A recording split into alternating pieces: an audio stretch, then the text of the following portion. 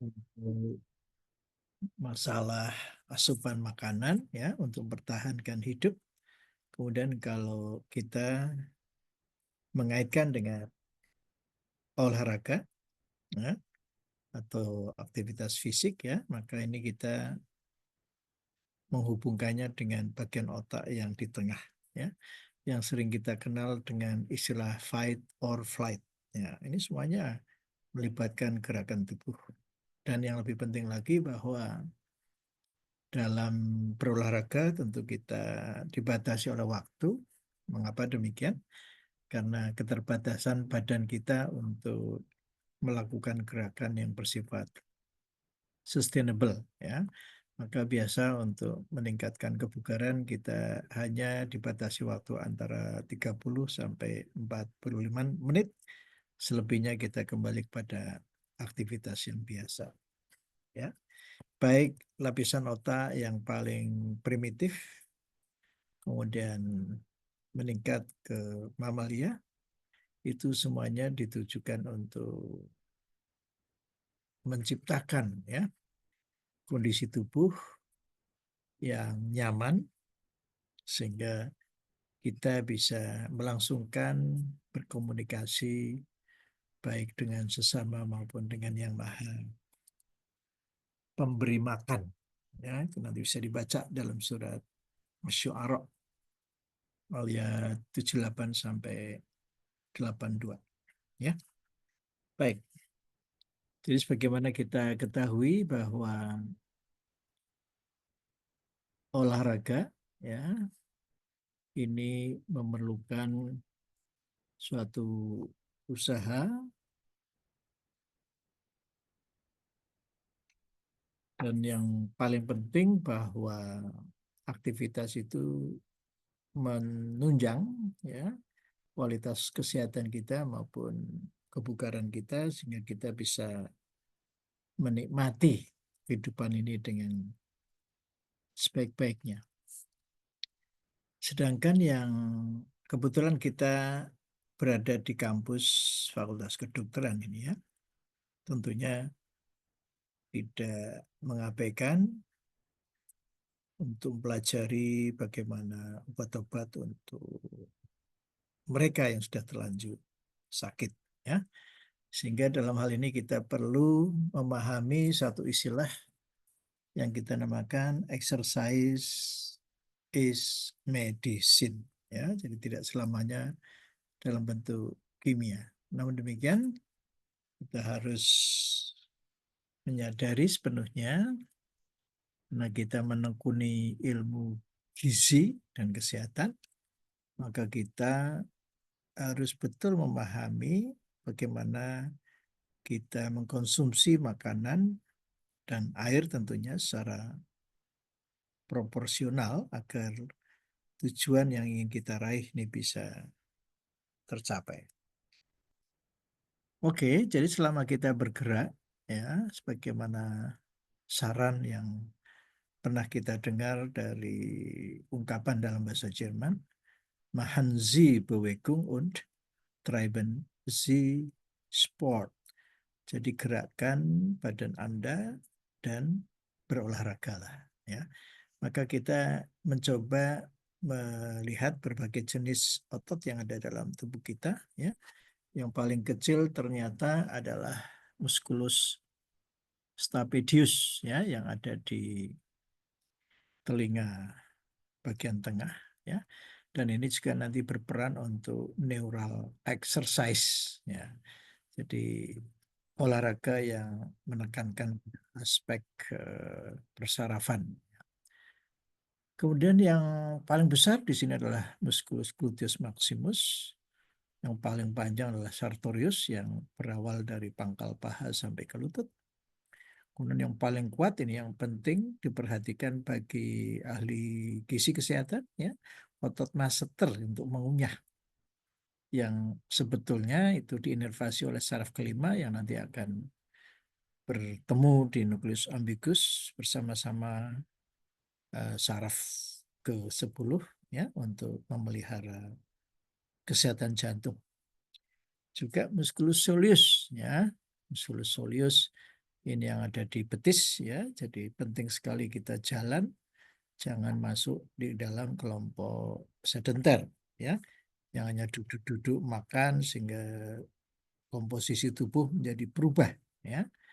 Dan juga gluteus maximus lagi-lagi yang ada di bagian di mana kita bisa duduk ya. Kemudian yang paling lentur adalah lidah ya, tang.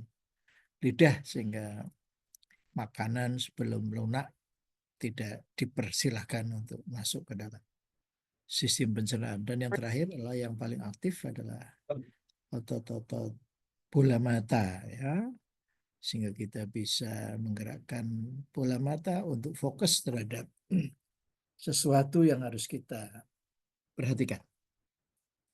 Oke, jadi kalau kita belajar ilmu fisiologi kaitannya dengan olahraga, walau bagaimanapun kita tidak boleh keluar dari pakem yang harus kita pegang, yaitu tubuh harus dalam keadaan homeostasis. Ya, kalau keluar dari homeostasis berarti kita mengalami gangguan, disease. Ya, cuma yang harus kita catat di sini dalam keadaan berolahraga, homeostasis ini kita setel ya, kita atur sedemikian rupa sehingga naik ke level apa yang kita namakan allostasis ya. Allostasis itu adalah homeostasis yang kita naikkan.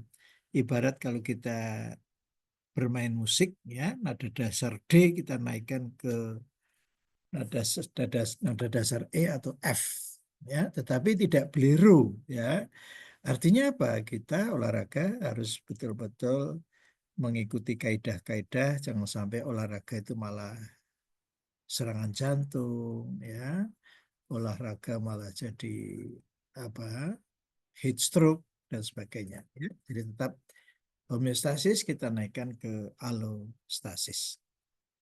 Nah, sebagaimana di dalam tabel ini kita bisa mengetahui bahwasanya yang selama ini ahli gizi hanya mengenal indeks massa tubuh ya, yang berdasarkan parameter berat dan tinggi badan, tapi sebaiknya kita perluas dengan apa yang kita namakan luas permukaan badan ya. Jadi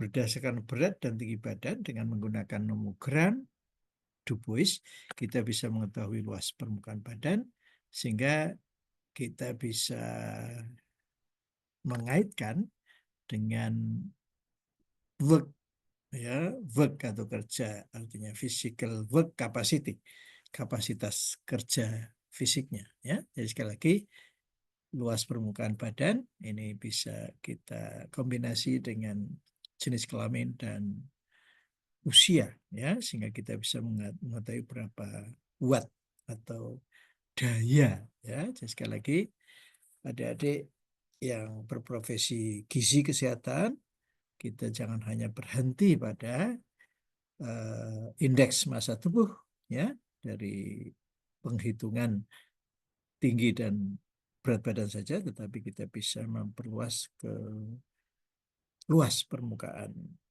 badan.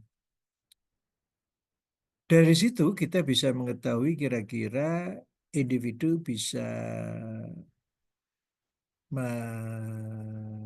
apa, mengelola ya beban yang diberikan sesuai dengan tadi luas permukaan badan, jenis kelamin dan juga tinggi badan apa usia ya. Ini termasuk ini tadi, oh ini harusnya yang laki-laki ya. Baik, nanti kita ralat. Oke. Frauen itu artinya wanita ya. Kalau laki-laki ya manly ya. Oke, jadi sekali lagi kembali ke masalah nutrisi ya. Jadi sebetulnya kalau orang kebanyakan maka yang penting bagaimana mereka tetap sehat ya sampai akhir hayat ya. Tetapi kalau kita beralih pada sport nutrition, maka bagaimana kita tidak boleh melupakan pertama status hidrasinya, ya, kemudian juga makanan yang sebagai sumber energi, dan jangan lupa kita sering mengabaikan fase recovery-nya, ya. Jadi fase recovery ini keduanya harus kita perhatikan, baik hidrasi maupun makanannya. Oke, jadi dengan demikian maka secara umum kita bisa memahami betapa makanan ini bisa mengaruhi kesehatan kita, tampilan kita, perilaku, bahkan mood, ya. Dan juga bagaimana peran nutrisi ini kaitannya dengan pertumbuhan, ya. Ini nanti penting sekali untuk hormon-hormon pertumbuhan misalnya, dan juga untuk perkembangan tubuh, termasuk juga menyediakan energi, dan tidak kalah pentingnya adalah untuk meregulasi metabolisme. Jadi harap dicatat adik-adik bahwa metabolisme itu bisa dibagi menjadi anabolisme dan katabolisme. Jadi kalau kita mengaitkan dengan sport, maka sebetulnya yang terjadi adalah ketika kita melakukan olahraga, berarti kita sedang membongkar, ya. Karena tidak mungkin kita memanfaatkan makanan yang baru saja kita makan. Dalam arti kata, kalau kita habis makan langsung olahraga, malah otot perut jadi kram, ya. Maka biarkanlah GI tract atau sistem pencernaan ini bekerja selama 2 jam, baru silakan kita melakukan olahraga. Oke, jadi di sini sekali lagi kita selalu, ya, mengedepankan cairan, ya. Jadi kita harus memastikan diri bahwa status hidrasi kita dalam keadaan baik, jangan sampai kita sedang mengalami dehidrasi, kemudian kita melakukan olahraga, ya, termasuk tadi makanan kita juga harus betul-betul selesai makan 2 jam. Kemudian juga kita harus cermat bahwa pada recovery pun kita harus memiliki kondisi yang optimal, ya. Berikutnya adalah dengan memperhatikan prinsip ini, tentunya kita akan bisa merasakan adanya perubahan ke arah peningkatan, ya, kualitas dari kesehatan kita, sehingga kita bisa melakukan aktivitas yang lebih tinggi daripada yang kondisi biasa. Nah, tentunya kita perlu membutuhkan kalori yang tidak sama dengan layman atau kebanyakan orang, ya. Juga yang terpilih di sini adalah karbohidrat yang kompleks, ya. Jadi sekali lagi ini penting untuk menjaga produksi insulin yang tidak meletup-letup, ya. Artinya tidak serta-merta terus naik, ini sangat berbahaya sekali. Kemudian juga proteinnya tentu berbeda, ya. Karena apa? Karena sesudah kita melakukan aktivitas tadi, bukan pada level homeostasis tapi alostasis, maka kerusakan-kerusakan jaringan tidak bisa kita hindari, sehingga kita perlu repair, ya, memperbaiki kondisi sel-sel yang rusak, tentunya melalui asupan protein. Namun demikian kita harus ingat mengkonsumsi protein harus selalu ingat air, ya, supaya tidak membebani kerja ginjal, ya. Juga berapa sebetulnya protein yang boleh kita konsumsi, tentunya harus ada batasan yang tegas. Kemudian juga konsumsi vitamin dan mineral, ingat ada jenis vitamin yang tidak larut dengan air, misalnya ADEK, A, D, E, K, ya. Dan ada yang larut dalam air, misalnya vitamin B dan C, ya. Begitu juga mineral, kita tahu bahwa kontraksi otot ini juga memerlukan koenzim seperti magnesium, ya.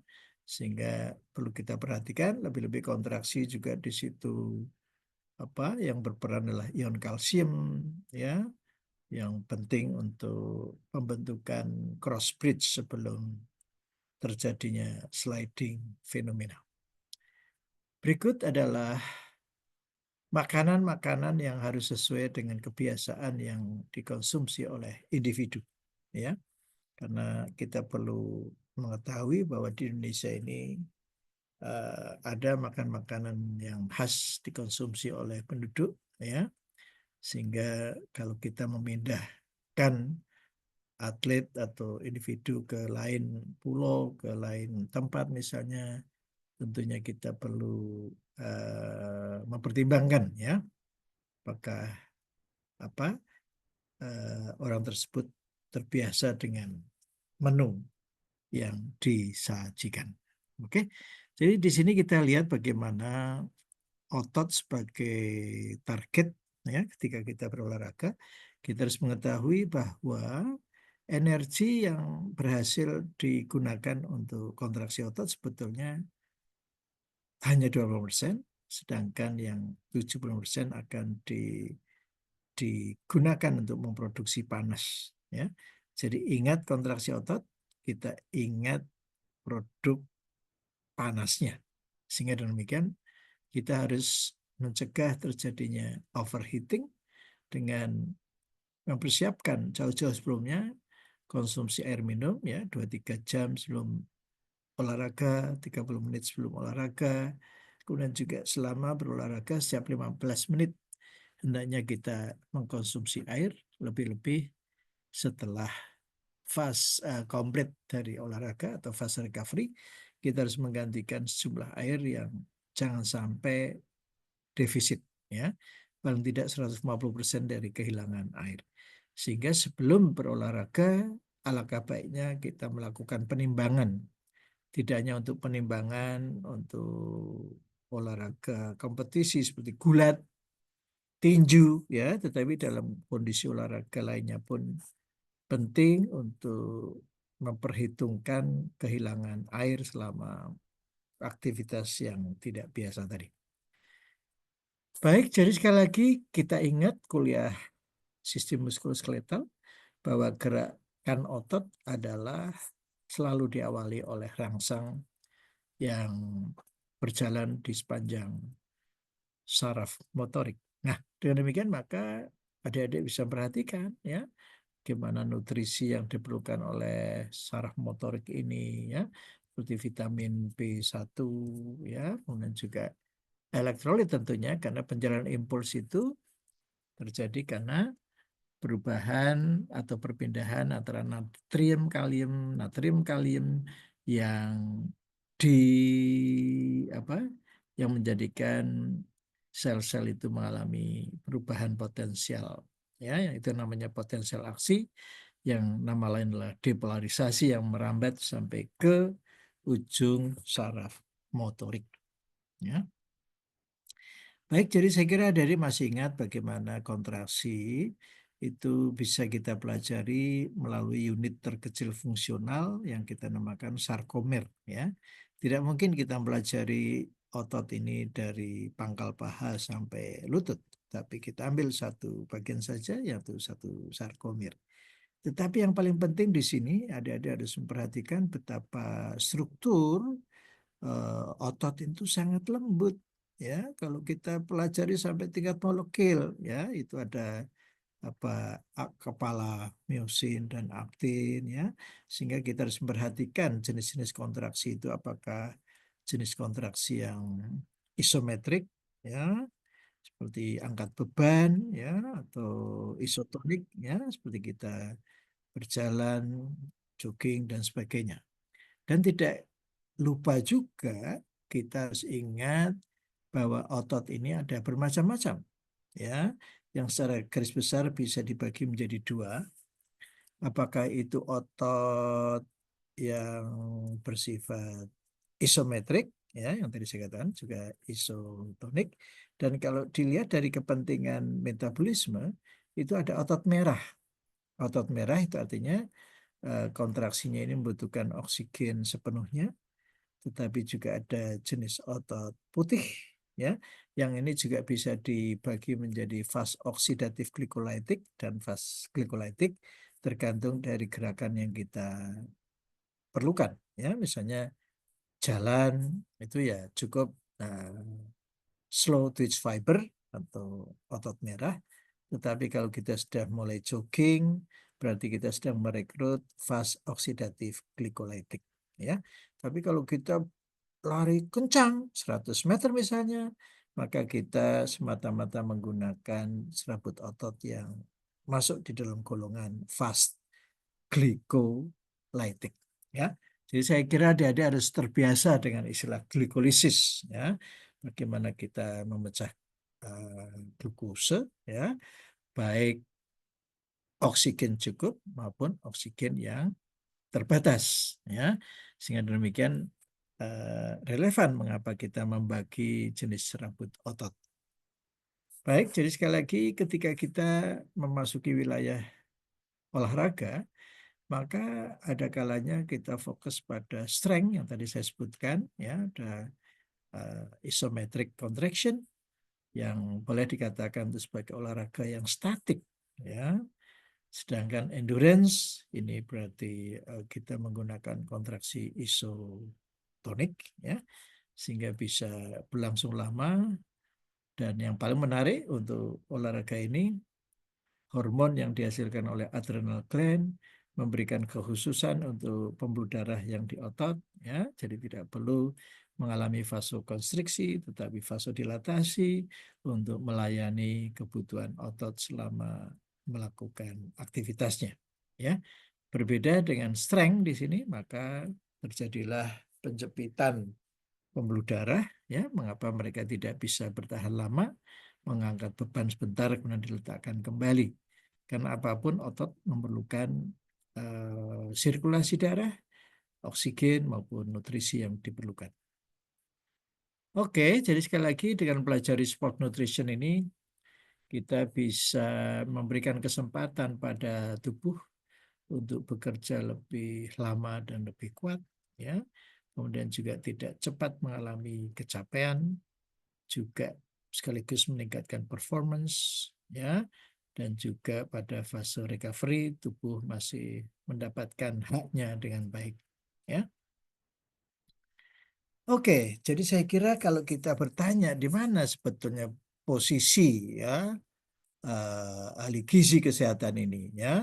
Jadi sekali lagi kita tidak berhenti pada asupan makanan, ya, yang kita namakan fuel, baik intake-nya, baik makanan yang sudah diabsorpsi oleh usus, kemudian disimpan di hati atau di otot, lebih-lebih bagaimana bahan-bahan tadi yang sudah tersimpan baik, ya, baik dalam bentuk glikogen maupun lemak, bisa kita manfaatkan, ya, ketika tubuh terutama otot sedang membutuhkan. Tentu kita memerlukan mobilisasi, ya, sehingga sekali lagi kita kenal ada metabolisme yang masuk dalam kelompok anabolisme dan katabolisme. Nah, disinilah para ahli gizi kesehatan harus menyadari bahwa kita harus membuka jendela lebar-lebar, ya, karena tidak cukup kita mempelajari bagaimana komposisi makanan, kandungannya, ya, tetapi di luar itu kita harus menyadari bahwa apa yang sudah kita susun rapi, ya, dalam bentuk makanan dengan kalori yang cukup sesuai dengan bidang olahraganya, tetapi yang lebih penting lagi bahwa ada asupan oksigen yang memadai, ya. Ini yang kita namakan oksigen uptake, ya, bukan sekedar consumption dari oksigen, tetapi bagaimana oksigen ini bisa digunakan oleh sel, terutama mitokondria. Ya, di sini tentu oksigen diawali dengan masuk melalui paru, ya, kemudian juga diedarkan melalui aliran darah, serta bagaimana tubuh bisa mengekstrak oksigen tadi dari sistem pengangkutannya. Dan tidak kalah pentingnya adalah control systems, ya. Justru dengan adanya control system kita bisa melihat bagaimana orkestrasi tubuh begitu sempurnanya dan begitu indahnya untuk ketiga hal ini bisa menghasilkan energi yang diperlukan selama individu berolahraga. Nah, tentunya faktor-faktor lain yang terlibat, ya, banyak sekali, ya, misalnya dari faktor somatik, misalnya bagaimana dietnya, bagaimana seks dan usia, body size, status kesehatan, dan juga irama sirkadian, ya. Jadi dengan demikian kita memandang individu, ya, begitu komprehensif, ya, juga bagaimana nature of work-nya, intensitas ketika latihannya. Barangkali intensitasnya rendah, itu tentu sumber energi yang digunakan akan berbeda dengan intensitas sedang maupun yang tinggi. Dan lamanya juga, ya, sejak ATP, fosfokreatin, kemudian glikolisis, sampai penggunaan glukose, free fatty acid, ini bisa kita jelaskan semuanya. Bagaimana juga tekniknya.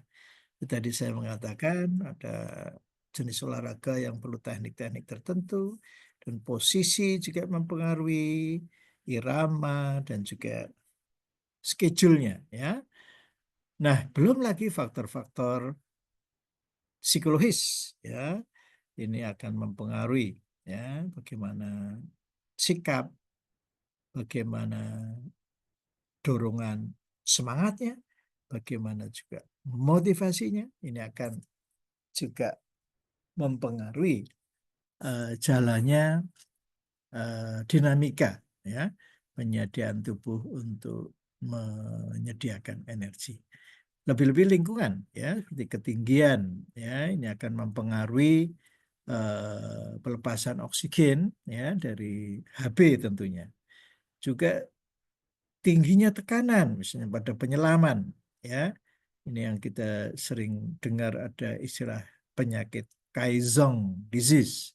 Juga dingin, ya, dingin ini tentunya akan meningkatkan aktivitas saraf otonom, ya. Bagaimana dengan kondisi yang panas, tentu ini akan mempengaruhi status hidrasi, lebih-lebih dengan kelembaban, ya. Kita harus mengetahui apakah suhu dengan kelembaban yang tinggi atau rendah. Kemudian juga faktor gravitasi, ya. Ini juga akan mempengaruhi. Kita bisa belajar bagaimana ketika kita bangun tidur, ya, langsung berdiri, maka akan terjadi perubahan distribusi darah yang akan banyak mengumpul di bagian bawah, sehingga yang naik ke atas berkurang sebanyak 40%, yang tentu ini akan mempengaruhi aktivitas metabolisme, karena di situ peran dari sistem simpatis yang tidak lain adalah katabolistik sifatnya, itu menjadi dominan. Oke, jadi sekali lagi ahli gizi kesehatan disadarkan oleh apa yang tadi kami sebutkan, ya.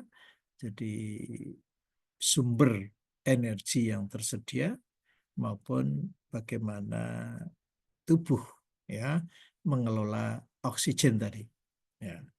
Sehingga dengan demikian yang menjadi fokus kita adalah bagaimana kemampuan otak itu merubah energi kimiawi menjadi energi mekanis, ya. Jadi sekali lagi yang kita lihat sehari-hari bagaimana eh, susunan makanan, ya, baik yang makro maupun mikro, tetapi kalau sudah berhubungan dengan tubuh adalah nasib mereka harus kita ubah menjadikan sumber energi yang siap pakai, yang tidak lain adalah adenosin trifosfat. Oke, di samping itu juga peran dari eh, oksigen ya. Jadi semakin banyak oksigen uptake kita, maka energi yang akan disediakan akan lebih banyak. Untuk itulah maka adik-adik harus bisa memilah dan memilih mana olahraga yang masuki wilayah anaerob dan mana olahraga yang memasuki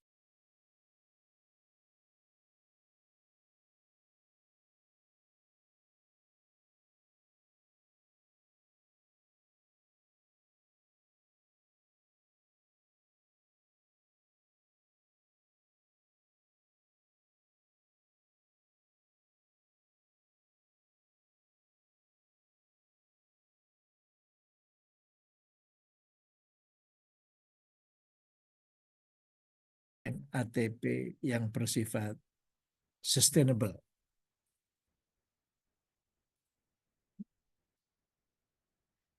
Mbak Aisyah, apakah suara saya masih terdengar? Masih, Pak. Ya, karena internetnya konon kok terganggu. Baik, jadi ATP ini tentunya kalau digunakan maka tinggal tersisa ADP. Maka bersyukur di tubuh kita masih tersedia kreatin fosfat yang segera bisa meregenerasi ADP menjadi ATP kembali. Ya, namun demikian persediaannya sangat terbatas, hanya mampu mengembalikan ATP dalam tempo 10 detik saja.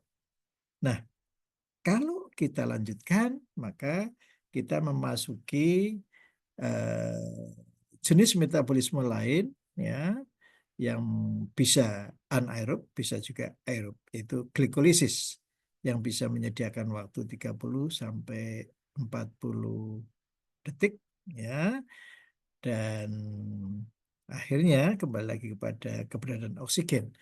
Bagaimana tadi kita sebutkan ya, olahraga anaerob ini ternyata ada yang meninggalkan sisa ya asam laktat ya maupun yang tidak. Yang tidak lain adalah ATP dan kreatin fosfat.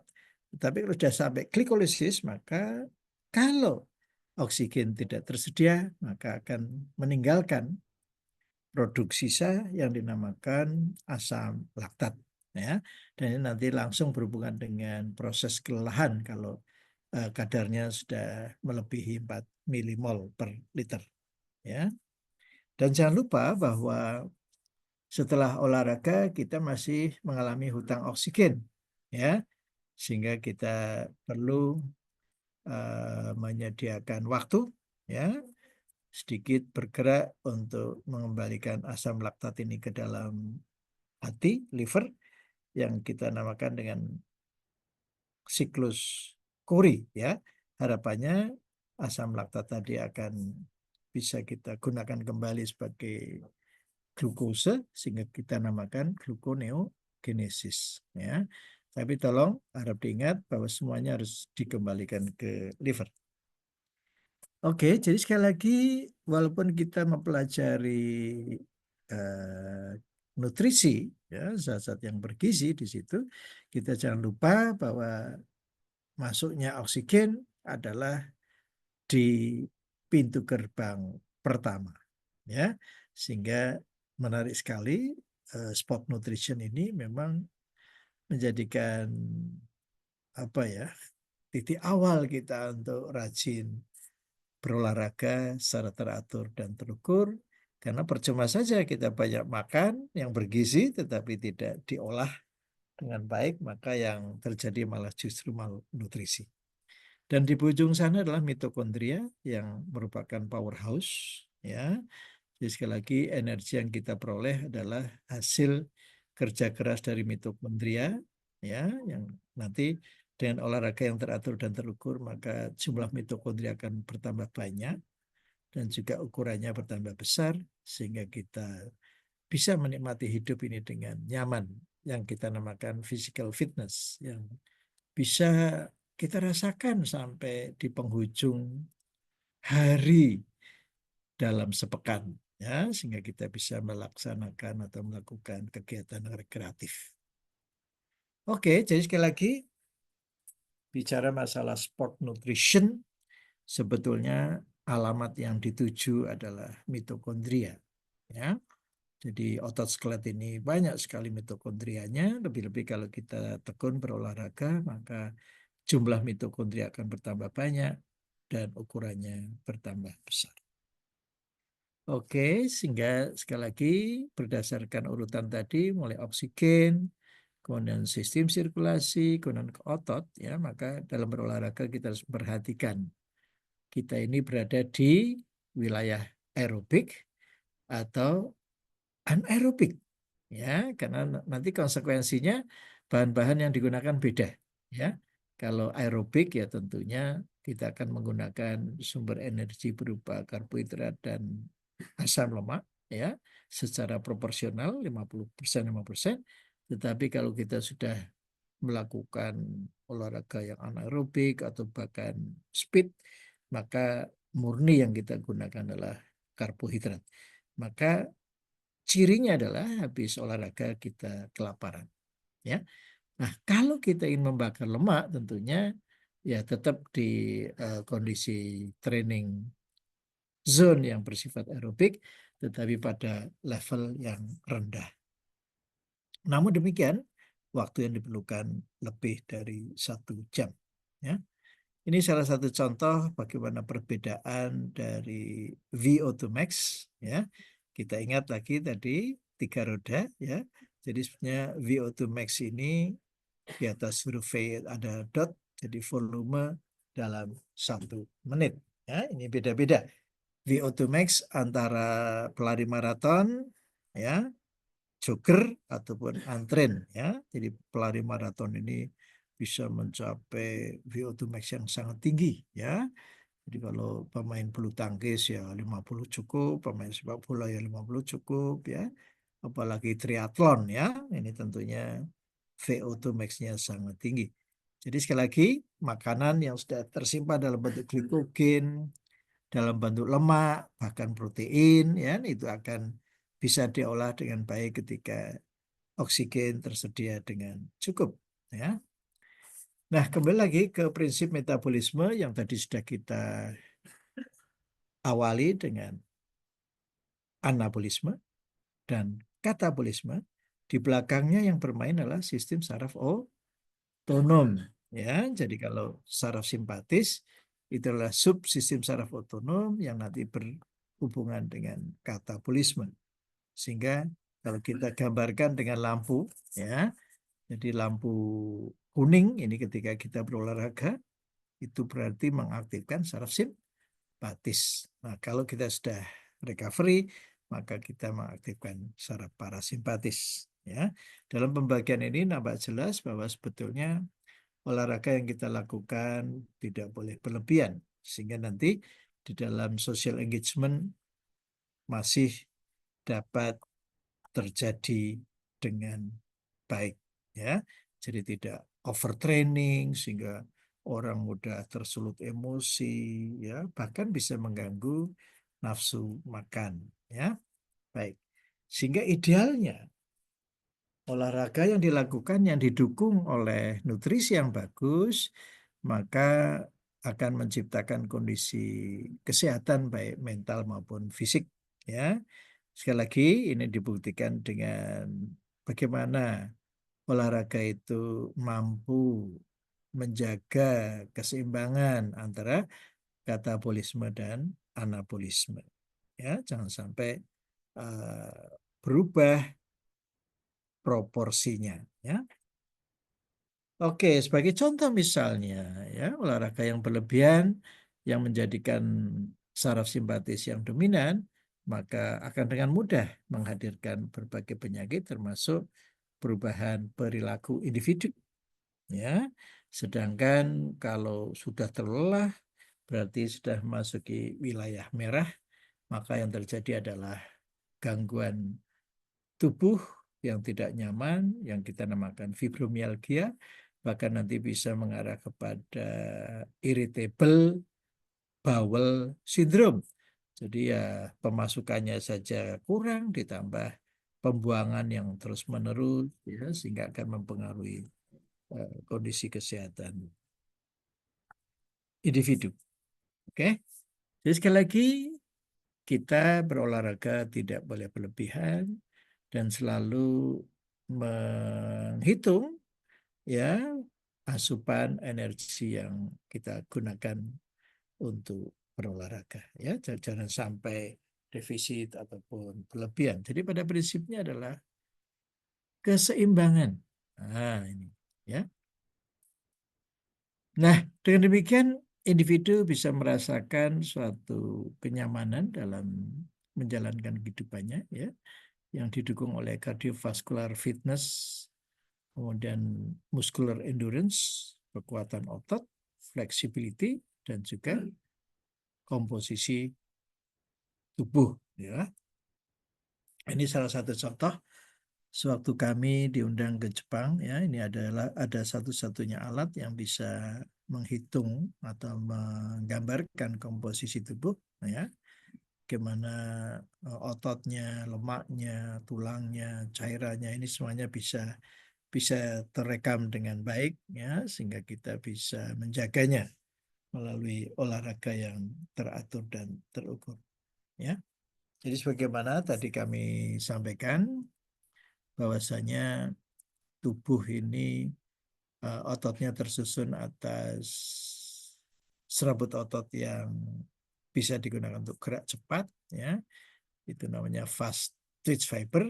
Walaupun demikian fast twitch fiber ini masih dibagi menjadi dua, di antaranya ada yang masih menggunakan oksigen, ini yang jenis intermediate, yaitu fast oxidative glycolytic, yang tadi sudah saya gambarkan. Kalau untuk slow twitch fiber ini untuk jalan ya, sedangkan kalau fast twitch fiber ini untuk apa, jogging ya, yang lebih cepat lagi adalah yang fast twitch fiber ya.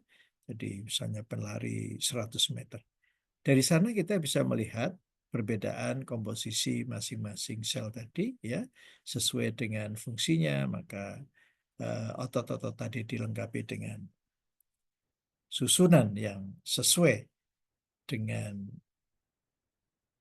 keberadaan oksigen. Oke, ini tadi yang sudah saya contohkan ya. Jadi adik-adik gizi sudah tidak lagi bingung karena satuan yang digunakan bisa mass, bisa kalori, bisa oksigen per liter ya. Oke. Nah, kembali lagi ke pembagian jenis-jenis otot tadi ya. Tentunya slotted fiber itu ototnya memerah karena di sana kandungan mitokondria, mioglobin maupun kepadatan kapiler, termasuk enzim ataupun enzim yang koenzim ya, yang mengandung apa misalnya yang berhubungan dengan respirasi ya, ini menimbulkan warna kemerahan. Beda dengan untuk fast ya, ini sama sekali pucat ya. Di situ juga mitokondrianya sangat minimalis ya. Beda dengan yang menggunakan oksigen. Baik, di sini juga kita perjelas lagi pembagian sel-sel otot tadi yang nanti kaitannya dengan penggunaan sumber energinya ya. Baik, di sini ditegaskan sekali lagi bahwa kontraksi itu ada yang bersifat isometrik dan isotonik. Di sini nampak sekali isometrik sehingga pembuluh darahnya itu terjepit ya. Bisa dibayangkan distribusi makanan yang terhambat, maka otot tidak akan mampu untuk melaksanakan kontraksinya sehingga durasi kontraksi sangat terbatas ya. Sebagaimana tadi saya sudah sebutkan, ketika dalam keadaan anaerob ya, maka sekali lagi sumber energi apa yang kita gunakan ya, hanya ATP, fosfokreatin maupun glikolisis ya. Oke. Baik, disinilah akibat dari latihan-latihan yang dilakukan terhadap tubuh, maka tubuh akan merespon dengan menambah miofibril, ya. Sekali lagi jumlah sel otot tetap, tetapi yang bertambah adalah miofibrilnya. Dengan demikian sebagai ahli gizi kesehatan maka kita akan berpikir bagaimana kita membangun ya miofibril baru. Ini pasti terkait dengan protein, ya. Kemudian juga hormon-hormon pertumbuhan. Ya. Jadi dalam olahraga kita kenal dengan istilah fight or flight, ya. Jadi adik-adik bisa bayangkan ketika berlari tadi otot-otot yang digunakan itu jenis otot yang mana, ya. Sedangkan untuk menyediakan mobilisasi energi tadi maka kita perlu memproduksi hormon ya yang namanya adrenalin yang tadi saya sampaikan bahwa adrenalin yang dihasilkan oleh anak ginjal tadi glandula adrenal ya itu akan memberikan kesempatan aliran darah di dalam otot itu berlangsung terus-menerus ya apa yang kita namakan dengan vasodilatasi pembuluh darah otot skelet. Meskipun di luar organ otot itu dia pastinya vasokonstriksi. Nah, di sini kita bisa melihat ya bagaimana hubungan antara sumber energi yang digunakan baik fat maupun karbohidrat ya kita kaitkan dengan persentase dari kemampuan aerobiknya ya. Jadi dalam keadaan rest karena dalam keadaan penggunaan oksigen maksimum 20% apa yang dilibatkan. Nah, di sini nampak jelas. Jadi semakin tinggi intensitasnya maka saraf yang dominan di sini adalah sympathetic nervous system ya. Jadi semakin tinggi aktivitas saraf simpatisnya maka yang digunakan sumber energinya adalah karbohidrat ya. Semakin rangsang yang diberikan sistem saraf otonom yang dalam hal ini adalah saraf simpatis maka yang digunakan adalah lemak. Ya, jadi tadi saya sudah menyampaikan yang tercermin dari tinggi rendahnya heart rate. Ya, jadi semakin aktivitas saraf simpatis itu tinggi, maka heart rate-nya akan semakin tinggi. Baik, jadi saya kira untuk mempermudah kita membayangkan ketika tubuh melakukan aktivitas, ya, jadi kembali lagi pada intensitasnya. Kalau intensitasnya rendah, maka yang banyak digunakan adalah asam lemak.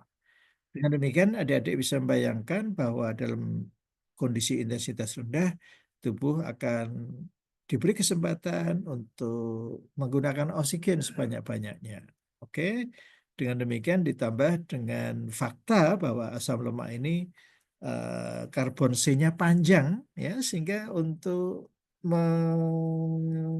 mendekatkan oksigen dengan rantai C ini, maka kita perlu oksigen yang banyak. Beda dengan glukosa, ya, yang nanti kita kita pecah menjadi 3C atau maka dengan ketersediaan oksigen yang sedikit saja sudah bisa kita manfaatkan sebagai sumber energi. Ya, oke. Jadi sekali lagi ketersediaan ya makanan yang ada dalam tubuh yang sudah kita simpan itu bisa kita lihat ya di dalam gambar ini yang tadi sudah kita terjemahkan dengan ilustrasi yang sangat mudah ya. Oke, jadi bagian eh, jenis sumber energi mana yang kita gunakan ya. Relate to intensitas. Nah, ini kalau kita coba melihat dari dekat ya bagaimana kandungan dari otot skelet ya, ada mitokondrianya, ada glikogennya, ada trigliseridnya. Ini kita bisa lihat di bawah mikroskop yang menunjukkan keterlibatan mereka di dalam penyediaan energi bagi tubuh. Oke, jadi sekali lagi ini untuk efek diet terhadap kandungan glikogen, ya, kita bisa melihat. Jadi semakin tinggi karbohidratnya, maka timbunan glikogen ini akan sangat banyak, ya. Namun demikian, adik-adik harus memahami bahwa timbunan glikogen itu senantiasa berkaitan dengan air, ya, sehingga hati-hati ketika kita berhadapan dengan atlet yang memang jenis olahraganya untuk lari, ya, ini akan terasa sekali dengan banyaknya simpanan glikogen, maka gerakannya itu menjadi berat, ya. Jadi sekali lagi ini menjadi faktor pertimbangan yang tidak boleh kita abaikan. Baik, jadi sekali lagi dengan durasi waktu, ya, bagaimana Tuhan menciptakan komposisi otot, ya, yang berbeda tadi, ya. Jadi sekali lagi dengan durasi waktu kita bisa memahami ketersediaan ATP yang sangat terbatas, kreatin fosfat yang sangat terbatas, maka dia akan kita gunakan dalam satuan detik, ya. Sedangkan kelanjutannya maka kita serahkan pada metabolisme yang bersifat aerobik, ya, sehingga kita bisa melihat ada individu yang bisa melakukan olahraga berjam-jam seperti maraton, ya, bahkan triathlon itu, ya, habis renang langsung bersepeda, habis bersepeda langsung jogging, ya. Jadi sekali lagi ini kita bisa menggambarkan kira-kira sumber energi apa ya yang dipergunakan. Oke, namun demikian kita sudah bisa melihat tadi ada metabolisme anaerobik yang hati-hati dengan keterbatasan oksigen, maka byproduct dalam bentuk asam laktat akan mengganggu kontraksi otot berikutnya. Oke, jadi sekali lagi ini penting sekali kita memahami betapa glikogen adalah glukose yang bisa kita simpan di dalam organ, baik di liver maupun otot. Namun demikian kita harus ingat, ya, semakin banyak glikogen berarti semakin banyak air yang akan berikatan dengan glikogen. Ya,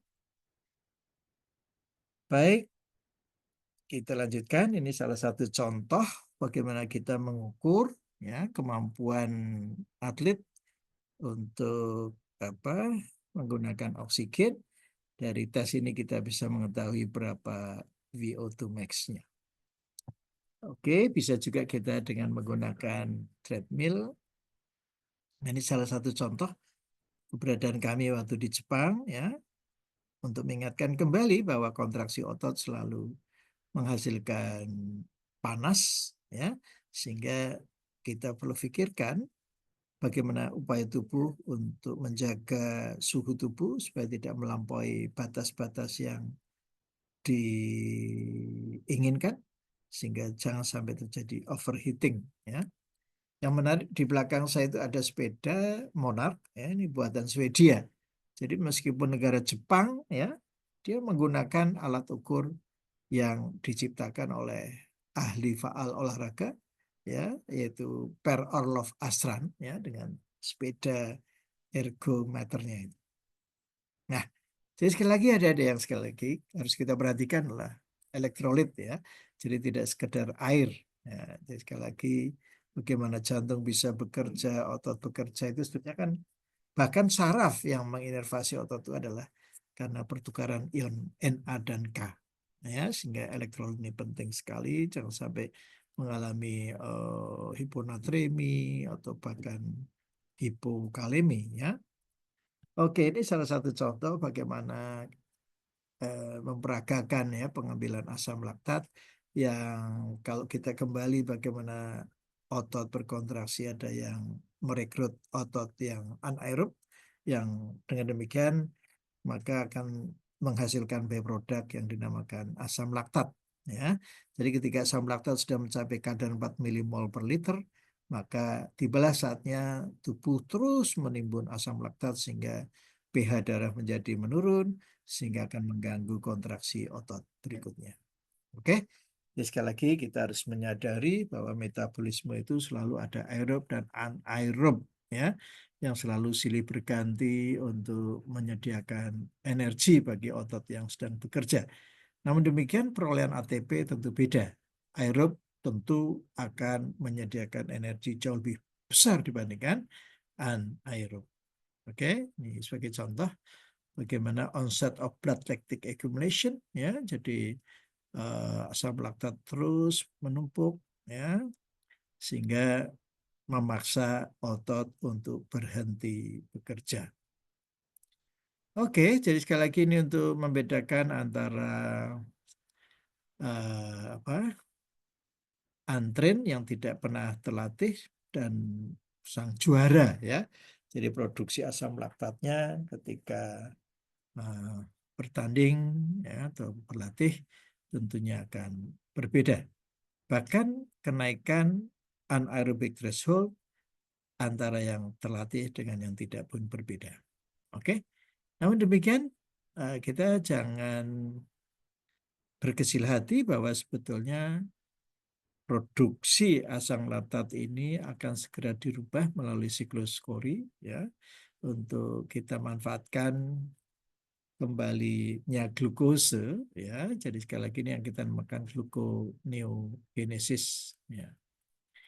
Jadi prinsipnya memang asam laktat itu akan mengganggu depolarisasi dari membran otot maupun menurunkan afinitas kalsium terhadap troponin dan juga menghambat pelepasan kalsium dari retikulum sarkoplasma dan lebih-lebih bisa mengganggu jalannya glikolisis. Namun demikian, dengan berlatih terus-menerus, maka kemampuan tubuh untuk segera merubah asam laktat melalui siklus Cori ini menjadi apa, berita yang mencerahkan. Oke, jadi kita bisa melihat perbandingan yang tidak terlatih dan yang terlatih. Jadi yang tidak terlatih pada 50% VO2 max saja sudah memasuki anaerobic threshold, berbeda dengan yang sudah terlatih. Biasanya ketika sampai 75% dari VO2 max-nya baru memasuki kondisi anaerobic threshold, ya. Jadi sekali lagi perlunya kita berlatih, ya, dengan diselingi istirahat, ya, sehingga memang ketika kita sudah berolahraga merasa capek, tetapi insya Allah kita akan memperoleh atau mengalami progresivitas. Jangan sampai kita ini ke depannya semakin capek, maka kita perlu mempelajari betul apa yang kita namakan uh, training sensitive zone, ya. Jadi berdasarkan usia, intensitas olahraga yang berapa besar yang harus kita kita lakukan sehingga kita akan peroleh physical fitness yang meningkat. Oke, jadi sekali lagi kita bisa melihat di sini yang selama ini kita kenal baik dengan siklus Krebs. Pada kali ini kita harus mengenal lebih baik tentang siklus Cori yang mengembalikan asam laktat untuk kita jadikan glukose lagi sehingga kita bisa melakukan olahraga secara sustainable. Oke, jadi sekali lagi ini satu gambaran ketika tubuh melakukan latihan, tidak hanya respon yang diperoleh, tapi juga adaptasi.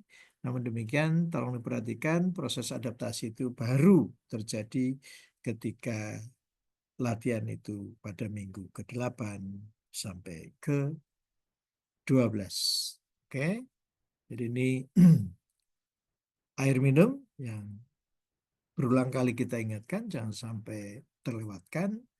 Karena apapun yang namanya homeostasis ini berpijak pada kondisi cairan ekstrasel. Lebih-lebih otot komposisi airnya sangat tinggi. Ya.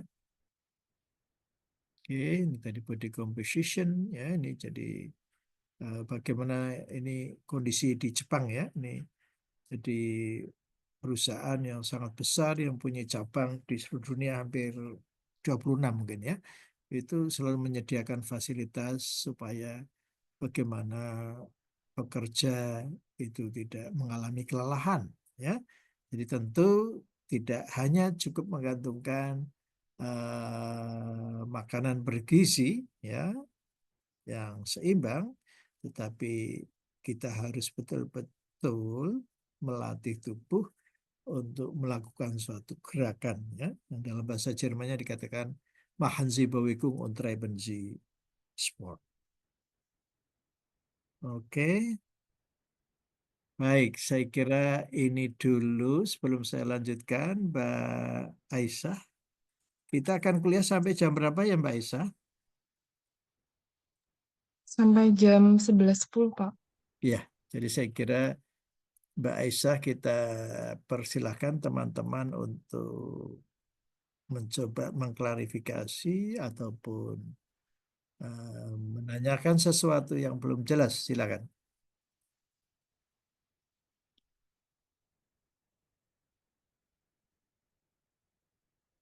Bisa lewat chat, bisa lewat isyarat. Silakan.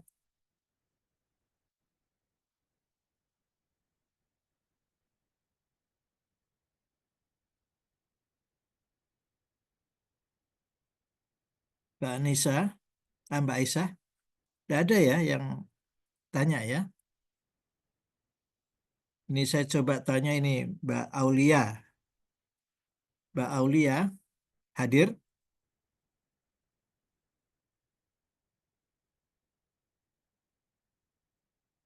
Mbak Aulia hadir enggak atau hanya memasang Mbak Salsabila hadir enggak?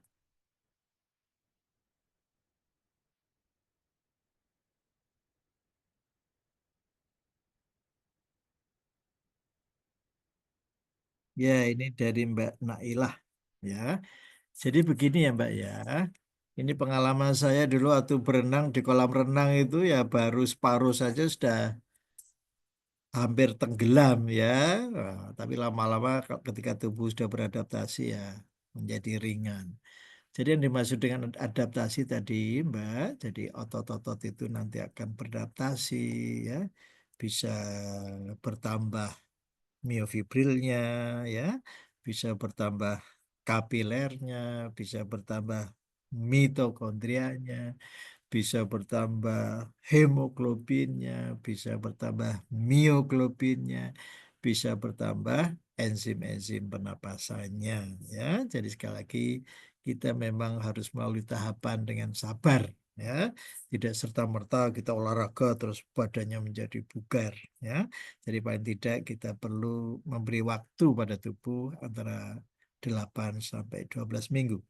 Tapi yang paling penting bahwa ketika kita sudah melalui apa sudah mulai melakukan olahraga dengan istiqomah ya, maka jangan serta-merta berhenti hanya karena ada ujian, karena kesibukan, tetapi sebaiknya dilanjutkan ya dengan fit principle, frekuensi, intensity, time dan type.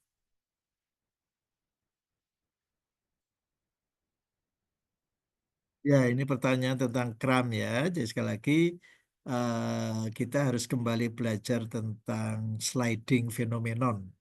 Jadi kontraksi otot itu pada dasarnya kan tumpang tindih antara apa ini Mbak aktin dan miosin ya. Jadi kalau tumpang tindihnya itu terlalu crowded ya, itu yang kita namakan kram ya. Jadi sekali lagi kita harus melakukan olahraga itu dengan apa? Terutama ritmis ya, begitu. Ini eh, ya ada lagi yang mau ditanyakan? Ya, ini pertanyaannya bagus sekali. Jadi untuk kardio sebaiknya dilakukan bisa 3 sampai 5 minggu dan untuk resistance training ya 2 kali dalam seminggu ya.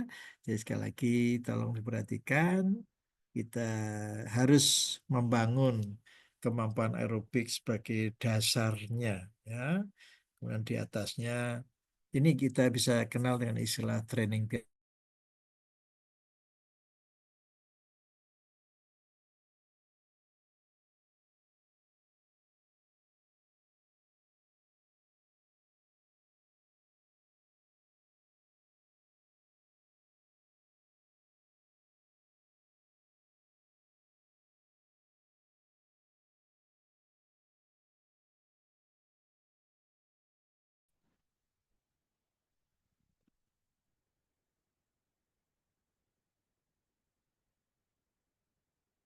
Kalau tidak ada, kita lanjutkan lagi ya. Gimana Mbak Aisyah, sudah terlihat? Ya, Pak. Nah, ya, kita lanjutkan lagi. Ya. Ini saya kira hal-hal yang biasa nanti adik-adik pelajari di bidang gizi kesehatan tentang makro dan mikro. Cuma kami ingin mengingatkan bagaimana kita bisa mengaitkan dengan intensitas latihan tadi ya. Intensitas latihan, kemudian juga kontraksi otot, bagaimana kontraksi otot itu memerlukan ion kalsium ya, kemudian juga ion magnesium yang penting untuk memecah ATP dan memecah ATP menjadi ADP dan fosfat inorganik. Begitu juga adik-adik sejak saraf sampai ke otot, bagaimana penjalanan impuls, bagaimana penjalanan depolarisasi itu sangat tergantung pada keberadaan ion natrium dan kalium ya. Jadi nanti adik-adik perhatikan sekali lagi bahwa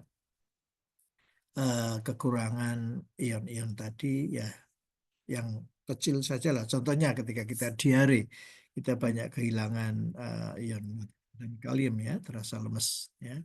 Kemudian kembali lagi ke masalah protein tadi, karena kita tadi sudah mencoba menjawab tentang adaptasi dengan bertambahnya volume otot ya, yang merupakan bukti penambahan protein kontraktil ya. Namun demikian sebagai ahli gizi harus bijak ya. Jadi tidak asal memberikan protein sebanyak-banyaknya misalnya, tetapi kita harus ingat fungsi ginjal ya. Fungsi ginjal ini berat sekali kalau kita tidak juga memikirkan asupan air yang cukup ya. Jadi kita batas-batas asupan harus betul-betul disesuaikan. Kemudian juga mengenai suplemen tadi kami juga sudah menyebutkan ya. Jadi tubuh sebetulnya sudah memiliki cadangan untuk meregenerasi ATP yaitu kreatin fosfat ya. Sehingga ada upaya-upaya untuk memberikan suplemen-suplemen tadi. Oke, so nanti yang lain bisa dibuka sendiri ya. Apa yang ingin saya sampaikan adalah di sini ya, arti penting hidrasi sebelum ya 2-3 jam 30 menit, kemudian setiap 15 menit dan sesudahnya. Jangan sampai kita mengalami dehidrasi.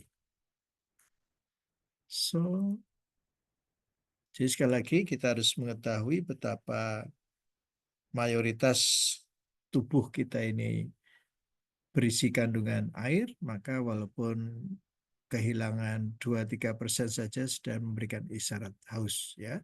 Jangan sampai kita mengalami kehilangan yang besar sehingga bisa menjadikan tubuh apa mengalami kenaikan suhu yang akhirnya tidak bisa kita turunkan ya. Oke.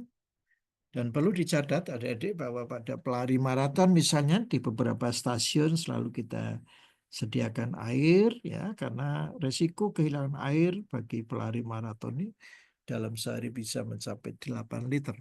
Padahal kita mengembalikan air yang hilang dalam sehari tidak boleh mencapai lebih dari 11 liter ya. Jadi sekali lagi kita harus betul-betul memahami ada istilah yang dinamakan eh, keracunan air, ya, intoksikasi air itu kalau kita sudah melebihi asupan 11 liter ya dalam sehari. Ya. Oke, bagaimana kita merasakan sendiri ya ketika lambung kita ini terisi sesuatu ya, emptying rate slowing as volume decreases. Jadi pengosongan lambung itu juga tidak serta-merta. Jadi membutuhkan waktu sampai 60 menit ya.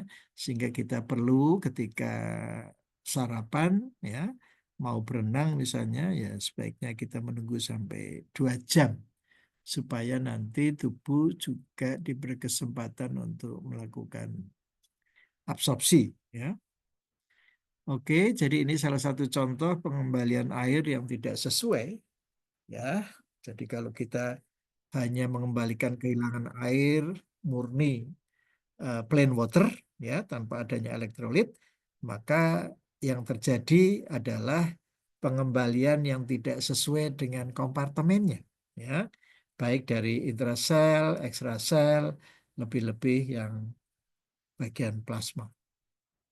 Oke, jadi sekali lagi kontraksi otot selalu diawali dengan stimulus ya melalui saraf motorik yang kalau adik-adik mahasiswa gizi kesehatan selalu membayangkan atau bisa memikirkan di balik itu semua adalah eh, ion-ion natrium dan kalium yang sedang menjalar ya. Ini salah satu contoh ketika kita mencoba mendeteksi apakah fase recovery dapat dilalui dengan baik ya. Jadi sekali lagi ketika kita tidak mengembalikan air yang cukup, maka yang terjadi adalah ortostatik tahikardi ya. Jadi heart rate-nya sangat cepat sekali. Dengan demikian kita mengingat kembali bagaimana hukum Ohm yang berlaku, I kali R. I-nya adalah cardiac output, R-nya adalah resistance. Cardiac output adalah perkalian antara stroke volume dan heart rate. Maka apabila stroke volume itu berkurang karena rehidrasinya kurang, maka yang terjadi adalah kenaikan heart rate. Oke, ini bisa kita deteksi apakah kita cukup hidrasinya atau masih dehidrasi ataupun dehidrasi yang sangat serius ya. Kita bisa juga melihat dengan urine color. Oke, ini yang tadi kami sampaikan ortostatik ya. Ketika recovery tidak tercukupi air minumnya, maka yang terjadi adalah kenaikan heart rate. Oke. Bagaimana efek dehidrasi terhadap performance kita bisa melihat sendiri ya. Jadi kalau kita cermat menghitung pengembalian air yang hilang, maka kita akan memiliki baik kekuatan maupun eh, kapasitas aerobiknya yang maksimal ya. Beda kalau kita kurang di dalam melakukan penggantian kehilangan air. Oke, saya kira ini saja untuk kuliah pagi hari ini. Masih diberi kesempatan untuk menanyakan, untuk tanya jawab, silakan teman-teman. Ini minta maaf karena saya harus persiapan untuk ibadah sholat Jumat ya. Adik-adik silakan kalau ada ingin. Ya, ya, baik sekali. Jadi untuk mengatasi kondisi kram tadi ya, satu pikirkan ya, sebelum melakukan exercise, lakukan warming up yang cukup ya. Jadi warming up itu adalah mempersiapkan otot untuk menghadapi beban yang lebih tinggi. Jadi pertama kali kita naikkan suhunya dengan aktivitas ringan ya. Dengan suhu yang meningkat akan membantu distribusi darah yang cukup bagus. Kemudian juga kesiapan otot-otot ya. Dan yang lebih penting lagi adalah terbukanya kapiler-kapiler ya. Dan kita menyadari bahwa otot dibagi menjadi otot yang merah dan yang putih ya. Jadi sekali lagi supaya nanti rekrutmennya itu betul-betul dengan mulus ya. Jadi tidak tergesa-gesa kita merekrut otot-otot yang kurang ataupun yang kita masukkan dalam kelompok anaerob. Ya, yang kedua jenis air yang kita minum. Ya, jadi kebiasaan saya kalau ke tanah suci saya selalu bawa elektrolit yang sasetan tadi ya. Jadi elektrolit tadi mengawali rangsang otot ya, sehingga supaya membran potensial itu bisa bergerak dengan baik. Maka sekali lagi minuman yang mengandung elektrolit ini menjadi pilihan ya. Baik, ada lagi yang tanya? Silakan.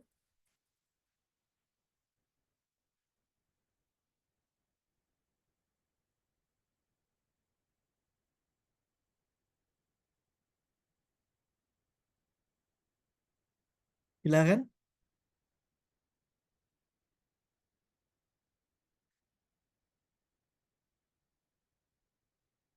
Mbak Aisyah, Mbak Aisyah, Iya, Pak. kelihatannya teman-teman sudah ada yang tanya lagi ya. Iya, Pak. Kita cukupkan sampai di sini. Mudah-mudahan kuliah ini memberikan manfaat dan memberikan pemahaman, pengetahuan tambahan yang penting untuk mengaitkan antara gizi dengan olahraga. Sekian, terima kasih. Assalamualaikum warahmatullahi wabarakatuh. Waalaikumsalam. Terima kasih, Pak. Waalaikumsalam. Terima kasih, Pak. Ya, sama-sama. Izin live ya. Iya, Pak.